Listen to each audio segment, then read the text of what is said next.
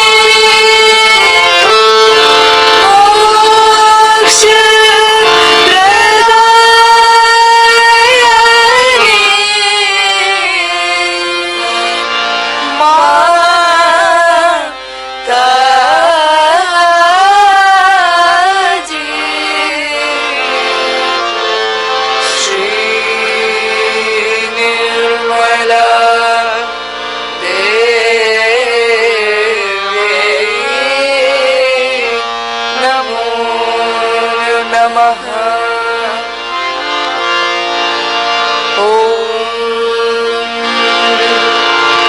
त्वमेव साक्षात् श्री गणेश साक्षात् Shri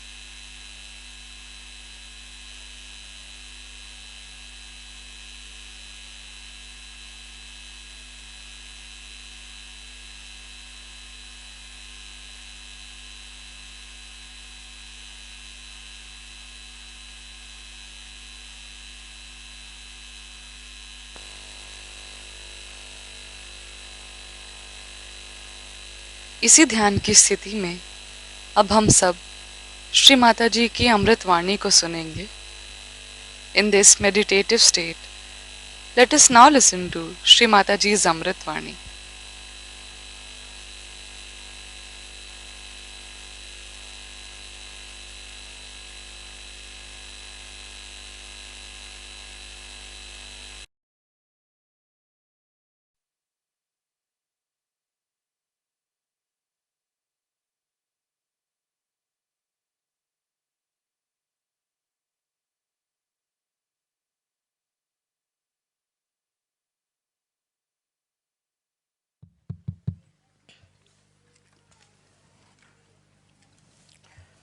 Today,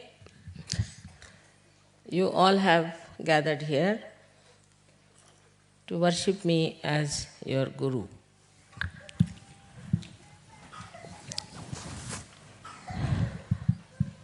I must say that I lack many qualities that a Guru should have. In the sense, I cannot be strict with you. I cannot be stern with you. And I really don't know how to punish you for doing wrong things. This may be because normally I think the gurus have problems with their disciples who are mostly not realized souls. As they are not realized souls, the gurus find it difficult to communicate or talk to them about the subtle problems that they have.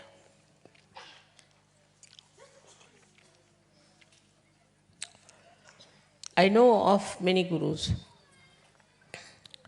even in modern times, who've been really very, very strict.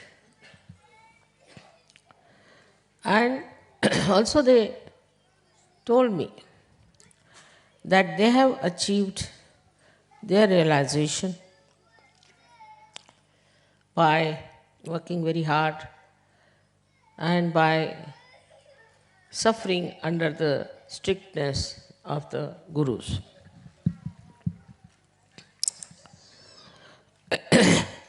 Sometimes I was really filled with great compassion for such disciples who haven't yet received their realization.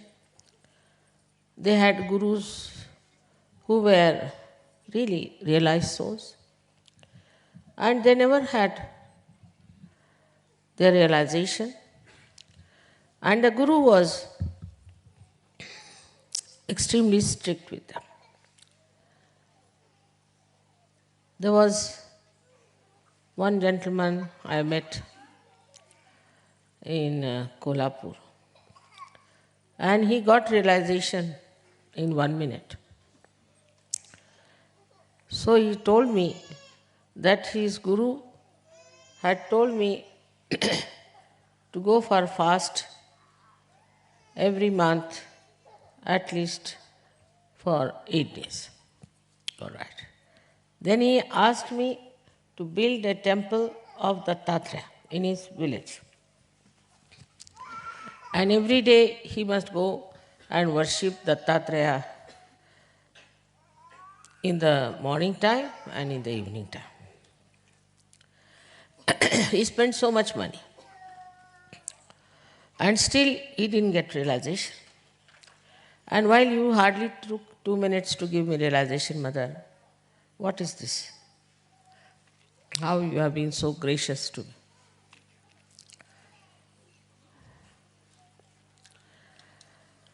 So I didn't know what to answer him. I didn't want to talk against his guru because I know he's a realized soul.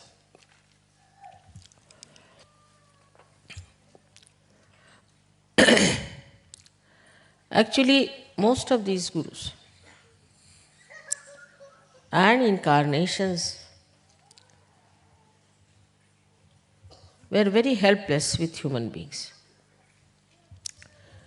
Perhaps they didn't have such beautiful disciples as I have.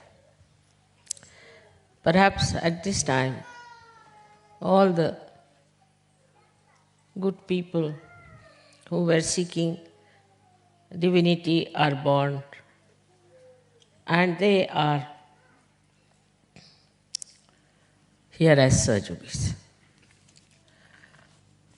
I never had to work very hard on them. Of course, once in a while, you do get a person who tries to trouble us, who tries to create problems. But modern times are so special, I think, that's very easy to give realization to people.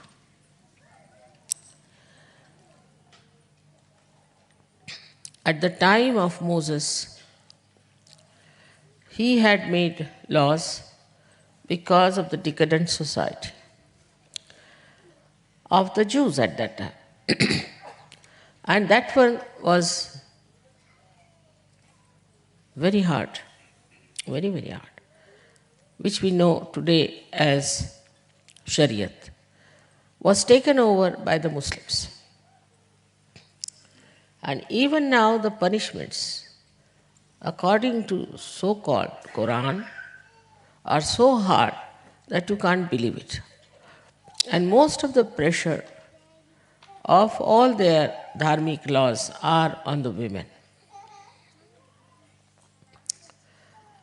Whatever it is, even in the Bible, if you read Christ, he has said that all those 10 commandments are nothing. You have to go beyond them. And he says, if your one eye is mischievous, is committing sin, take it out. What's the use of the whole body getting contaminated by that? Or if your one arm is doing something that is wrong, you better remove it. Because of one arm, the whole body will suffer. He said that, it is said that you should not be adulterous, but I would say that you should not have eyes in which for any woman you have desire, you have committed a great sin, and you'll all go to hell, all those people will do it. So you should not have adulterous eyes. Another thing he has said, that if somebody slaps you on one face, you should turn another cheek towards that person. When I knew about these laws, I said, how can you have such people in this world? It's a very subtle thing. And the last of all, which was very, very good, was that you should be righteous. Righteous more than all the scribes and all the Pharisees, I mean the priest and all these people. You have to be much more righteous than them. I mean, in early age when I read it, I thought, where can you find such people who can be called anywhere near Christ's description? It was inconceivable at that time. India is one place, as I told you, people are dharmic by their own, we can say,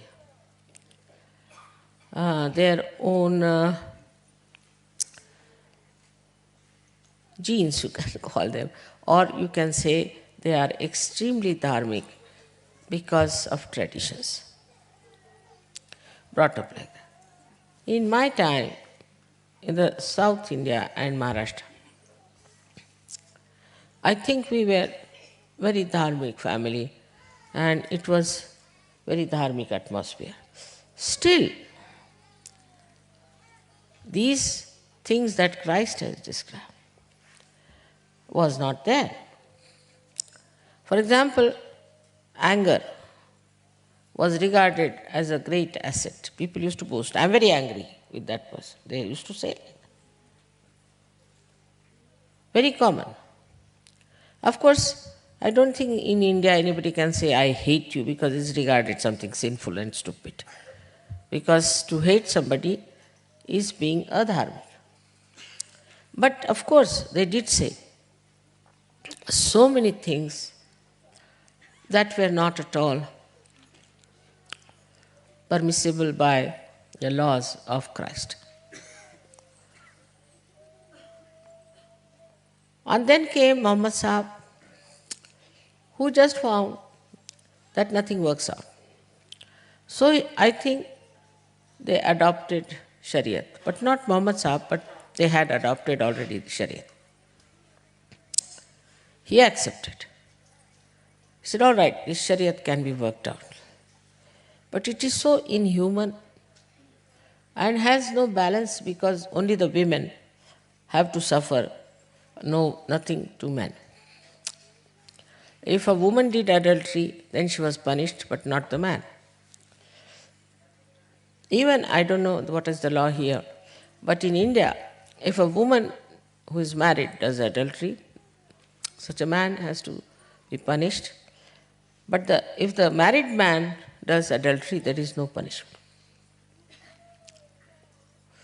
All these things, I know, cannot be forced on anyone.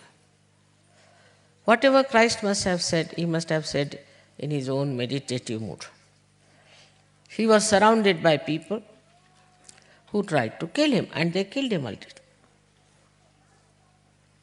And the kind of people they were, especially at that time, the Romans, extremely cruel. So how can he say that if somebody slaps you on one cheek, you turn another cheek to that person? Very angry, hot-tempered people were there. Krishna, of course, said it very clearly that krodhat vijayate samoha. His krodh is the worst thing. Anger is the worst sin according to him. Only from anger everything comes out. But he didn't say how the anger comes in. He didn't talk about it, that the source of anger was your liver and also your upbringing. These two things give you horrible anger. Unless and until you witness yourself, your realization has no meaning. You should separate yourself from yourself and see for yourself what is really wrong with you. Now, supposing somebody is a very hot-tempered person, instead of taking pride in it or using that temper to control others, he should try to control himself. How? First is the krodha. Anybody who wants to be a saint should know that anger, this krodha, should have no place. How do you do it? You first of all witness yourself how you behave. For example, I would say artificially you become angry, artificially. And stand before the mirror. See your face, how you look like. You'll be surprised. It looks like a face of a monkey or a tiger or I don't know what animal you must have been in last life. And then you are amazed that you are still carrying the traces of that previous life that was whatever was the animal. Then the second thing would be take out the anger upon yourself.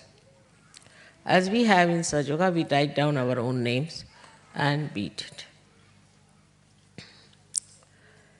But should be that if you get angry with yourself, then you will see that you have won over your anger. Because angry people only torture others, they don't torture themselves. Of course, sometimes they feel bad. Later on, they feel, I should not have done this. They develop a left Vishuddhi. But mainly, if you start getting angry with yourself, why should I have done this? Why did I do this? Why should I get tempted to this? You'll be surprised your temper will go down. And also, physically, you should see you have a liver problem. With that, you just face yourself and tell that I am going to get rid of this liver problem. How dare it become my enemy? And stop my ascent in spirituality. So the witness state has to be developed. For a Sahaja Yogi, it's very important to develop a witness state. But normally what happens, that Sahaja Yogis develop a witness state for others. Now you know in Sahaja Yoga, the door is open to everyone. And some mad people also walk in. Some funny people also walk in. Some very bad charactered people also walk in. All kinds of things. So now you should see, what are you worried about? Are you worried about people who have problems, who are no good, for whom you cannot say that they will be Sahaja Yogis? Or you are enjoying the people who have got Sahaja Yoga? This temper sometimes has made people really mad, I tell you. Can go into your head and can make you mad. And we have some mad people in Sahaja Yoga. We have still. But they have become so mad that now they are no more angry, they are no more troublesome, they are just mad, that's all. For such people you shouldn't worry. There's no need to witness others. Witness yourself. And I sometimes feel that anger comes through too much austerity, too much of extreme nature also. Some Sahaja Yogis are extremely austere about everything. It's maddening. In Sahaja Yoga, everything is sahaj, is spontaneous. You are not to be austere. You should not be particular. I said, now it's not better not to wear a black sari or something, if I say so. Then it doesn't become a sentence from Brahma. Supposing then somebody is wearing a black sari and coming, you will all run away from that person. Or black clothes. It's not that. You are gurus yourself. Why should you be afraid of any kind of person who comes to you, whether it is black, white or any type? Why should you have any fear? The another side of temper is fear. A man who is hot-tempered always have fear because he sees himself in others. He sees that another person also must be having the same kind of temper and he'll attack me. So he is always on the protective. In a Sahaj manner, what we do is to live without fear. He said that wages of sin is fear. But I would say wages of anger. Those people who were very aggressive, say, for example, develop frights, all kinds of frights. Those countries who have invaded other countries and rule other countries and have got the experience of their ego, of their anger, become extremely frightened people. Especially the soldiers who go on the war, kill so many people and come back and they are frightened. I asked one of them in America, I said, what are you frightened of? He said, I feel that I have killed so many people, now so many will kill me. But I said, why do you think like that? Why should anybody kill you? He says, because why did I kill others? Why did I kill others? Because I killed others, so anybody can kill me, isn't it, without rhyme and reason. Logically I agreed. But his fear was so much that when he came in my presence, he was just shaking. The whole body was shaking with fear. So, whatever aggression we do, boomerangs on us, and we become very frightened about everything. In Sahaj, you witness yourself as a separate identity. All your past is finished, gone, you are not bothered. And you remain in a state which is fearless. This state has to be achieved through Sahaja Yoga. Very easy once you know that you are protected, you will have no fear, and as you will have no fear, you will not have also temper. It works vice versa sometimes. It's a very common thing I have seen. A very aggressive person will be described by a psychologist as a man of insecurity. It's nice to say that, but it's not true. He makes everybody insecure, then how can he be insecure?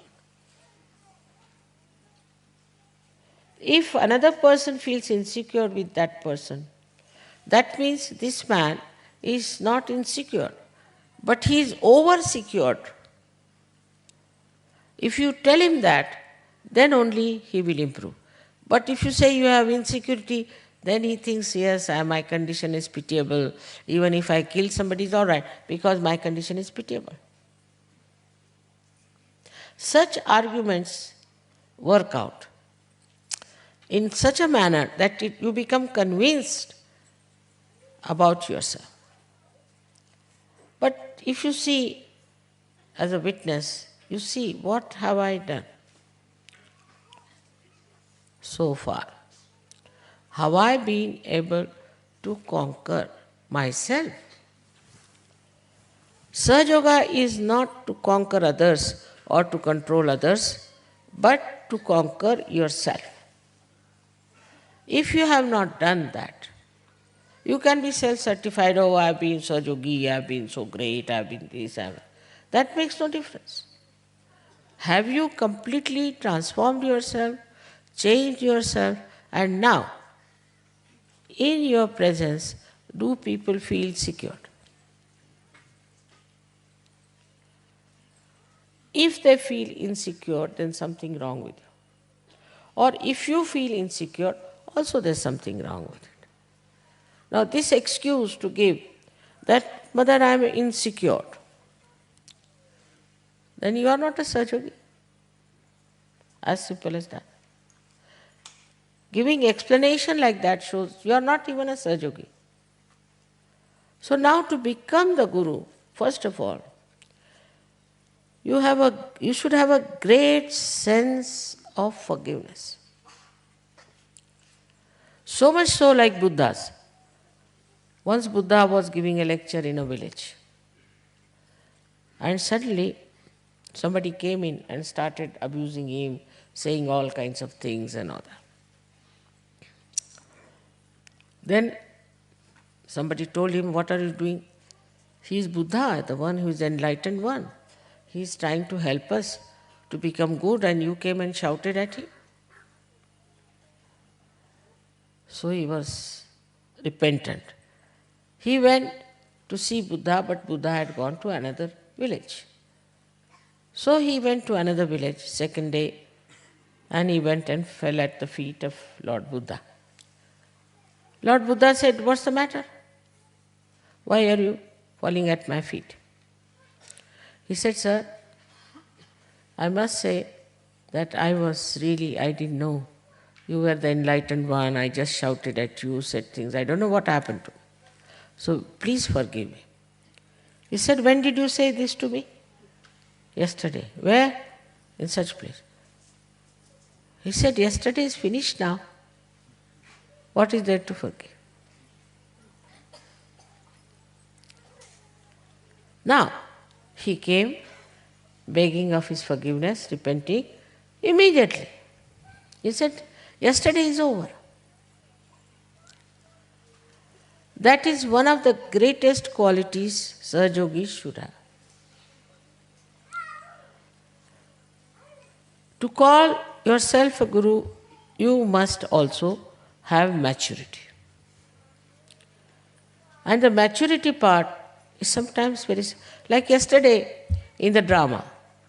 I was surprised when it took some time, some people came in when they were giggling just like children. It shows no maturity, no respect.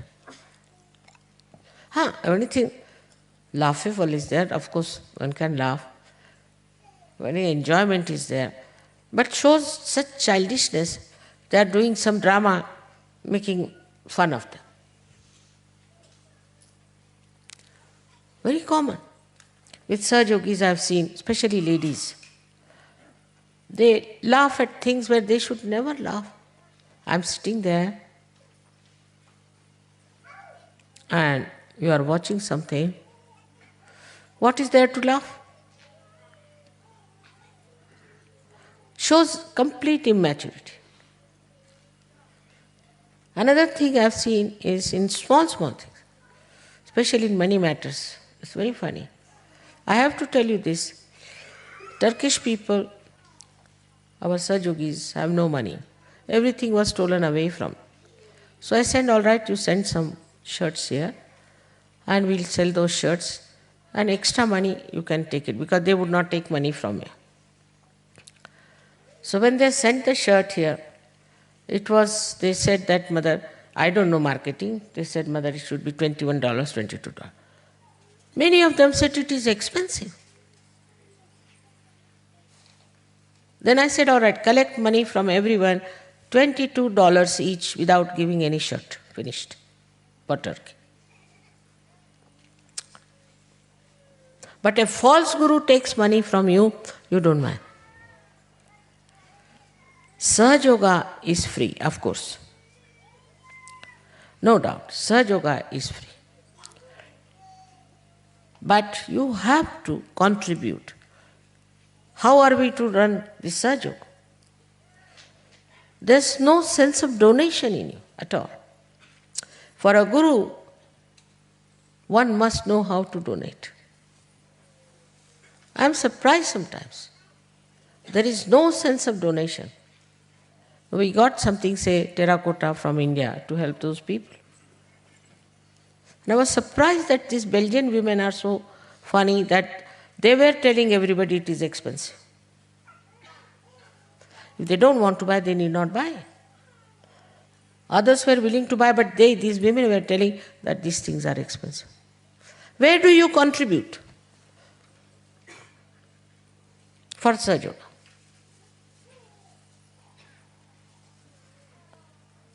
Now we had to have this pendal. We had to have all kinds of things. What do you contribute? This attachment to money can never be good for a guru. I have no attachment at all. If you ask anyone, they'll tell. Even my husband will tell that. That from inside I am absolutely detached. I don't know banking, I don't know how to keep account, somebody keep account, somebody does that. But this attachment to money in Sahaja Yoga, I won't say like Christ that you will all go to hell, but you won't rise much higher. You have come for your spiritual ascent. I don't say you go to Himalayas, stand in the cold, stand on your heads, nothing of that. But the another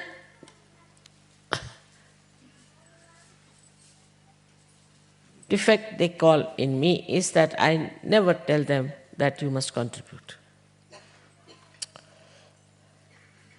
It is to be done with pleasure, with happiness, that you can contribute something to Sahaja.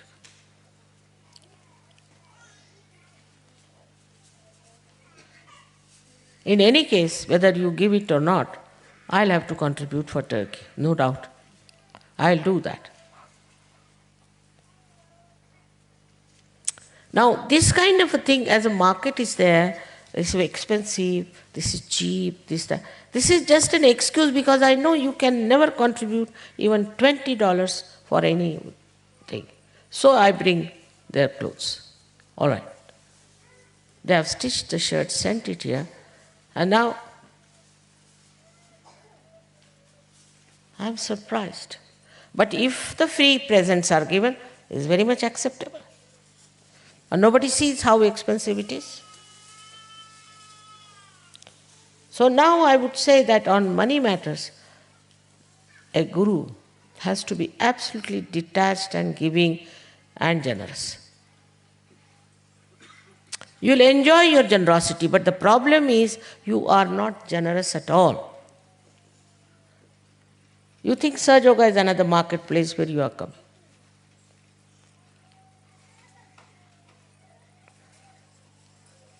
So the generosity part is so much missing.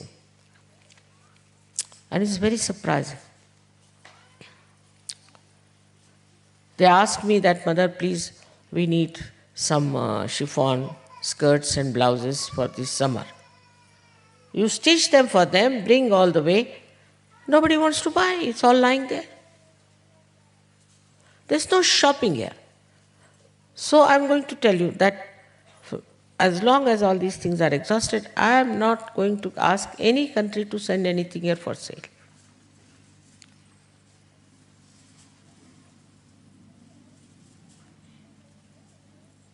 To believe that you are Sajogi, you are sadly mistaken. Your attention so much. You'll go to hairdressers, you'll do all kinds of things, but for Sajoga you have no money. Today, as everybody has said, Mother, you should be little stern, you must tell. I am telling you this. Your progress will be very slow.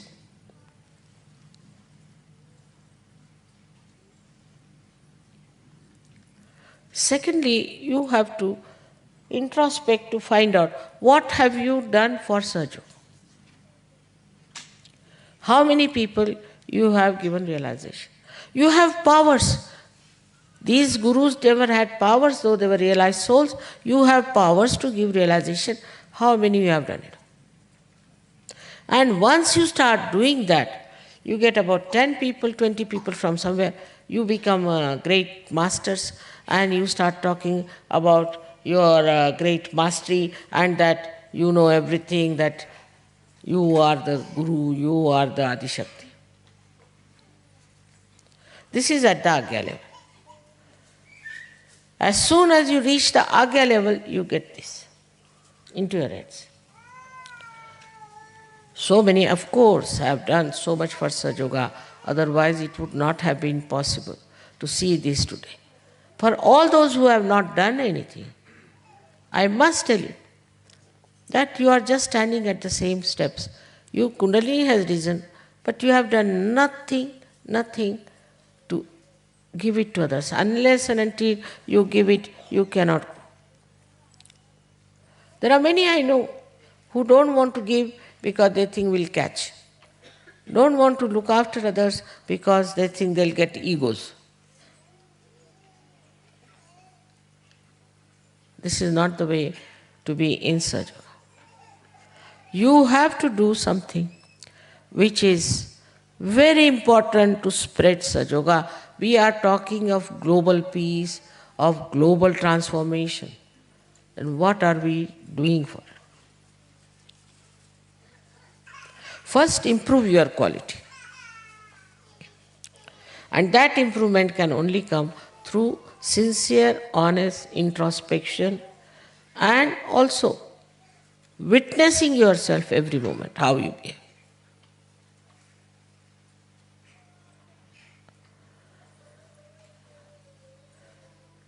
I must tell you about myself that from my very childhood I was like a grandmother. I would not tolerate anything nonsense, any stupid jokes, anything, like a grandmother. And now I am a grandmother also. And this maturity has to come in you. To talk cheaply is all right. Some people have that habit. They are no Sajogis. But the ones who follow them and talk like that shows that they have no maturity. If they were matured, they would change all these people. Wherever there are matured people, they definitely transform others. And their own behavior, people are surprised how they are. This may be exceptional, maybe very few like that. But only thing why I'm pointing it out to you, that when you find somebody like that, then please try not to listen to such a person, not to follow such a person. But such a person is extremely forward type. And everybody becomes sort of a follower of such a useless Sahajogi, so-called.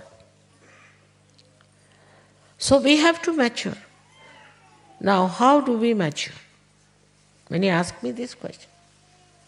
We mature by meditation, by nirvicharita.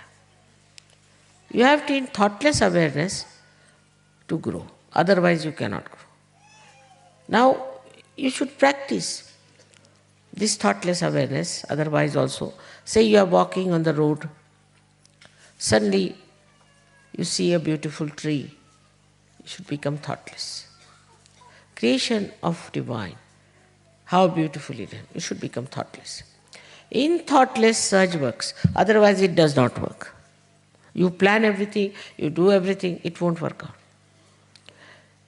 If you leave it to Sahaj, it will work out. But that never means that you should be lazy about it or also unsystematic. No.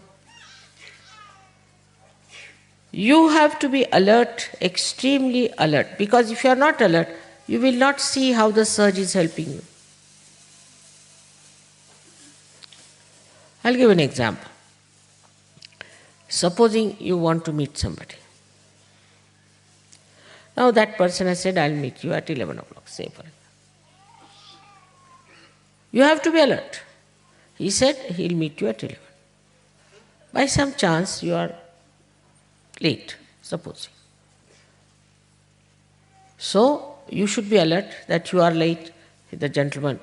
At that time you should give a bandhan or raise your kundalini, do something so that you meet that person in any case whether you are late or not. But normally you should not be late. If you just give a bandhan and say, I must be there at 11 o'clock, you will be there. Surge will help you. But you even forget to give bandhans. You even forget to raise your kundalini. You even forget to give vibrations. So to mature, first of all, you should know you are now Sahajogis and that you can control the whole situation if you are one with this all-pervading power. It's very simple. It was very hot. Everybody was saying it's very hot. All right. I got up. I said, I'll make it. Within 15 minutes, I made it cool. I say I made it. I. But it's not I. My connection with this all-pervading power has done the job. But the connection has to be sincere, strong, honest, and all the time in your mind you should know that you are connected. This situation is very simple to achieve, this state where you all the time feel, I am one with the divine. Because you are not alert, you don't want to see the miracles of this great power which you are in connection.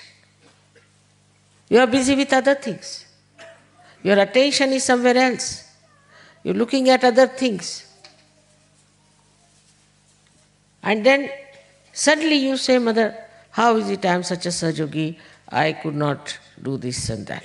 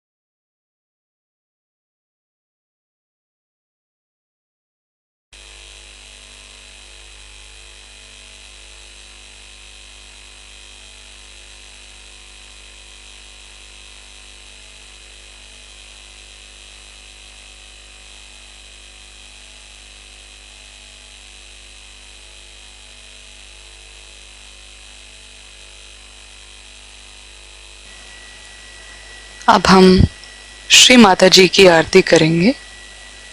We will now offer Aarti to Shri Mata जी.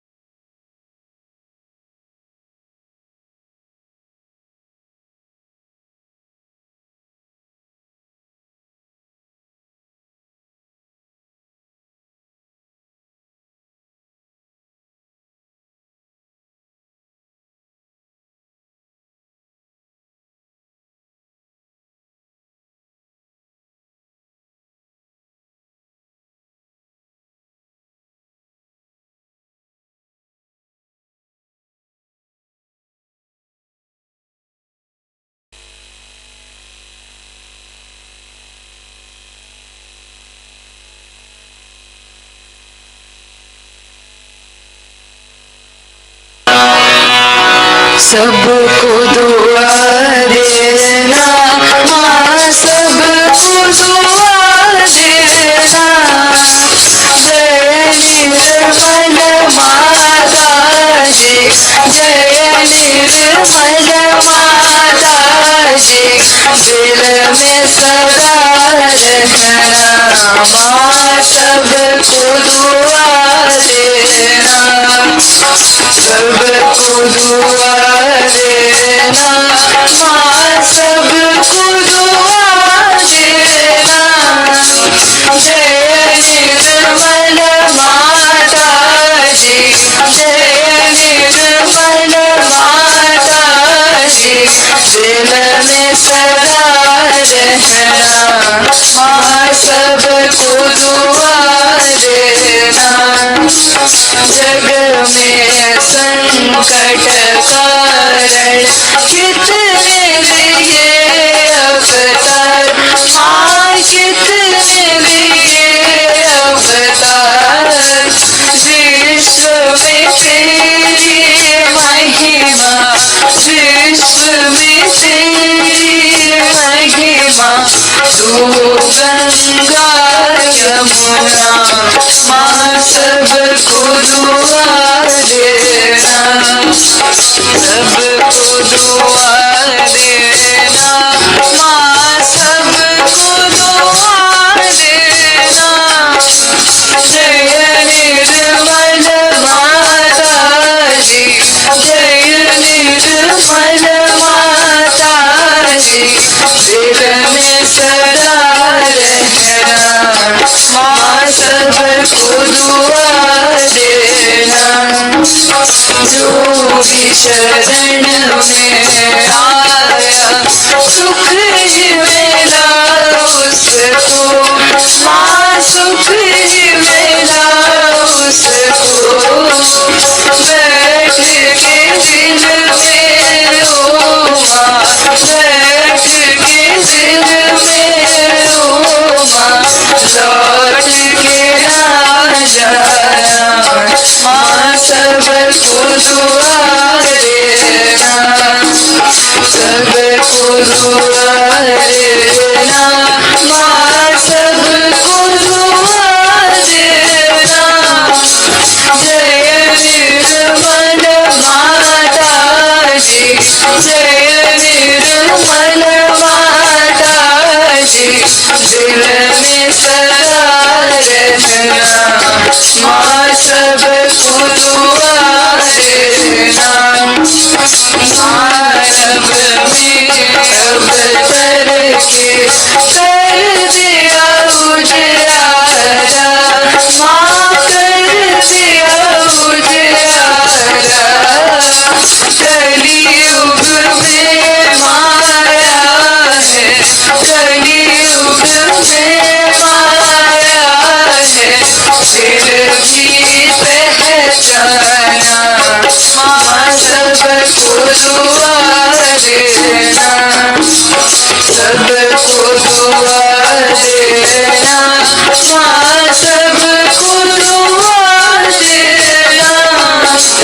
जय निर्मल माता जी, जय निर्मल माता जी, दिल में सदा रहना, माँ सबको दुआ देना। संत जनों की धरती है भारत माता, माँ है भारत माता। इस धरती पर आकर, इस धरती पर आकर, दुख से दूर करना, माँ सबको दुआ देना, सबको दुआ देना, माँ सबको दुआ देना। जय निर्मल माता जी, जय निर्मल माता जी, दिल में सदा रहना, माँ सबको दुआ देना। जब दिल में आए तब मधुर संगीत सुन लो, माँ मधुर संगीत सुन लो। हो सके